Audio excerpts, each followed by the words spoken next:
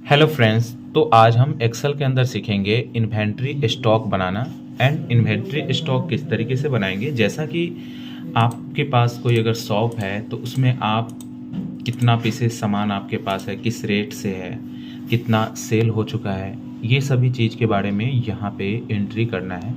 तो चलिए इसके लिए हम करेंगे क्या, सबसे पहले हम कुछ हेडिंग्स बना लेंगे जो ज़रूरत होते हैं। जैसे कि यहाँ पे हम बना लेते हैं पहला सीरियल नंबर, उसके बाद किस ईयर का ये आइटम है वो बना लेते हैं एंड किस मंथ में ये इन्वेंट्री स्टॉक आपके पास है।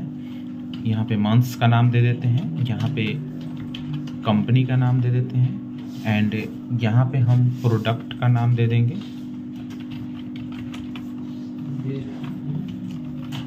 उसके बाद यहाँ पे यूनिट्स दे देंगे। यूनिट्स के बाद होता है आपका क्वांटिटी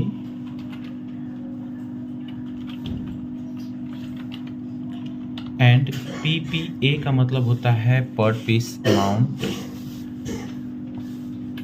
एंड टोटल अमाउंट आपका कितना हो जाता है, यानी अमाउंट्स यहाँ पे आपका कितना हो जाता है एंड इसका जीएसटी चार्ज जो लगता है वो यहाँ पे आपका लगता है, मान लीजिए क्या कि 18% फॉर एग्ज़ाम्पल।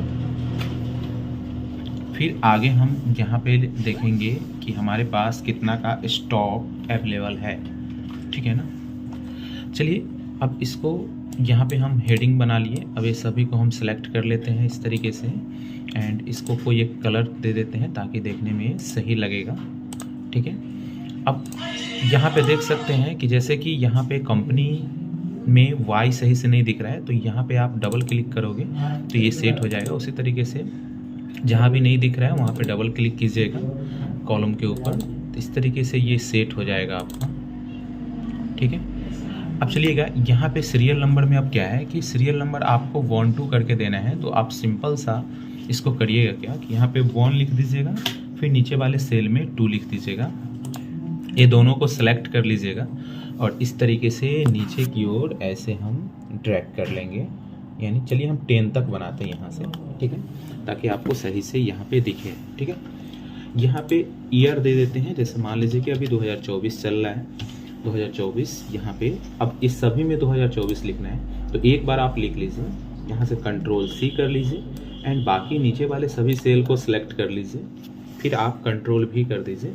इससे क्या होगा कि सभी में इस तरीके से फिल हो जाएगा। उसके बाद चलिए मंथ है, तो मंथ अभी दिसंबर चल रहा है, तो हम यहाँ पे DEC लिख दिए, यानी दिसंबर मंथ का शॉर्ट। अब उस तरीके से जैसे हम नीचे ड्रैग करेंगे ना, तो देखिए जब दिसंबर के बाद जनवरी आ जा रहा है, तो इसको सभी में हमको दिसंबर ही डालना है। तो इस तरीके से इसको हम कॉपी कर लेते हैं एंड बाकी सभी सेल को नीचे सेलेक्ट करके Ctrl+V कर देंगे, ठीक है। अब देखिएगा यहाँ पे कंपनी का नाम डालना है, तो चलिए कोई भी कंपनी का नाम यहाँ पे हम डाल देते हैं, जैसे HCL, दूसरा लेनोवो, फिर BPL and Onida, LG, Samsung, यहाँ पे नोकिया एंड यहाँ पे टाटा, ठीक है ना। कुछ कंपनी का नाम यहाँ पे डाल देते हैं। अब यहाँ पे हम प्रोडक्ट देखते हैं, जैसे यहाँ पे हम लिख दिए कंप्यूटर,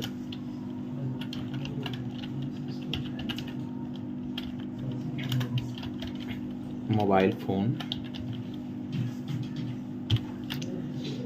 टीवी, उसके बाद DVD,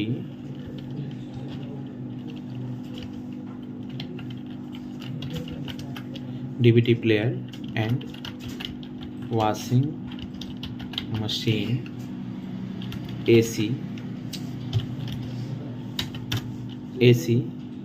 उसके बाद LED बल्ब्स एंड यहाँ पे दे देते हैं TEAT, ठीक है।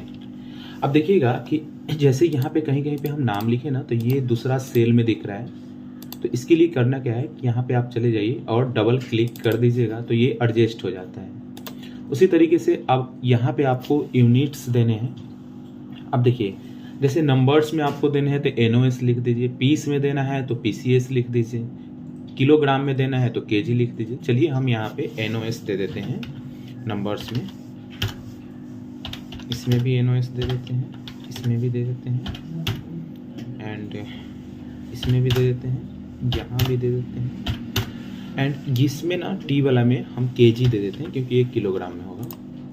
अब यहाँ पे क्वांटिटी की बात कर रहा है तो क्वांटिटी अब अपने अनुसार कुछ भी यहाँ पे डाल दीजिए, जैसे 15, 20, 10, 15।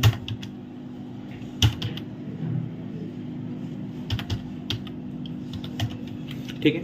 अब यहाँ पे बोल रहा है ना PPA का मीन्स होता क्या है कि पर पीस या पर नंबर्स, इस तरीके से आपका क्या हो जाएगा अमाउंट, मतलब एक पीस या एक kg या फिर एक नंबर्स का कितना अमाउंट होगा। तो चलिए हम यहाँ पे दे देते हैं 25,000, 16,000, 23,000, 6500,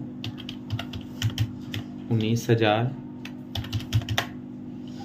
45,000, यहाँ पे दे देते हैं 350 एंड यहाँ पे दे देते हैं 150। ठीक है।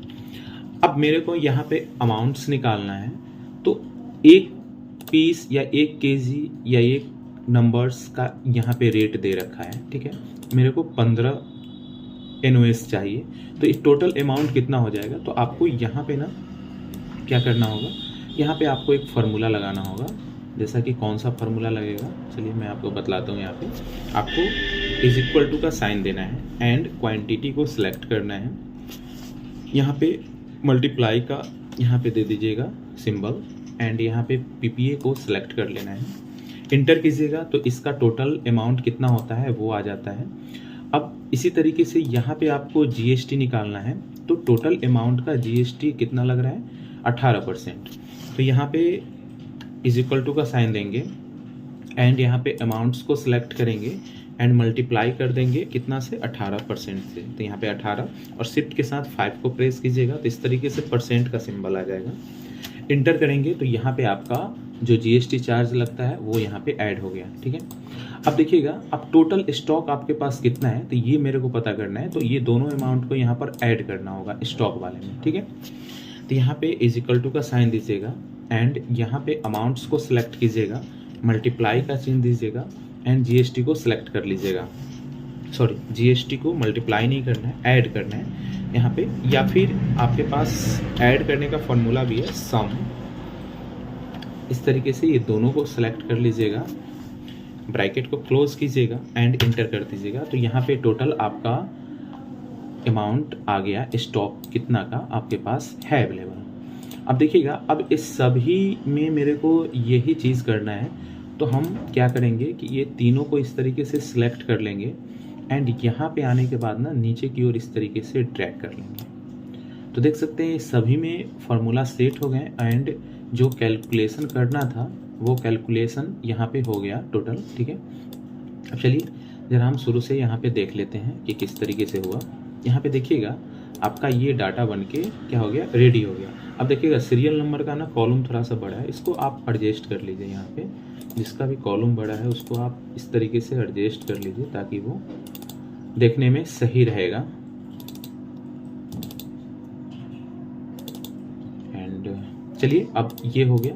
अब इसमें हम बॉर्डर लगा देते हैं। तो बॉर्डर लगाने के लिए क्या करना है, इस सभी में बॉर्डर लगाने तो कहीं भी बीच में माउस को क्लिक कर दीजिए एंड यहाँ से कंट्रोल A बटन को प्रेस कीजिए। जैसे कंट्रोल A को प्रेस कीजिएगा उसके बाद यहाँ पे बॉर्डर आता है, यहाँ पे आप फॉन्ट्स ग्रुप में देखिएगा, यहाँ पे आ जाइएगा एंड यहाँ पे ऑल बॉर्डर है, यहाँ पे आप क्लिक कर दीजिएगा तो देखिएगा यहाँ पे बॉर्डर लग गया। ठीक है।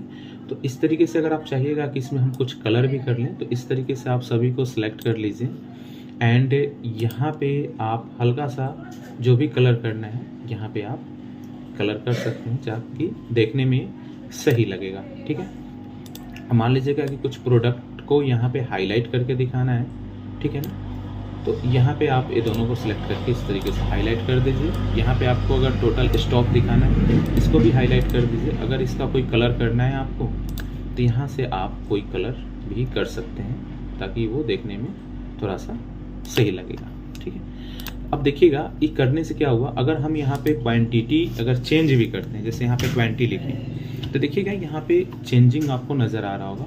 यहाँ पे अगर अमाउंट भी चेंज करते हैं, जैसे इसको हम 30,000 करते हैं तो देखिएगा यहाँ पे भी चेंजिंग आपको नज़र आ रहा होगा। ठीक है, तो इस तरीके से आप इन्वेंट्री स्टॉक बना सकते हैं। अब चलिए मैं आपको बतलाता हूँ क्या कि इसका आप PDF किस तरीके से बनाओगे।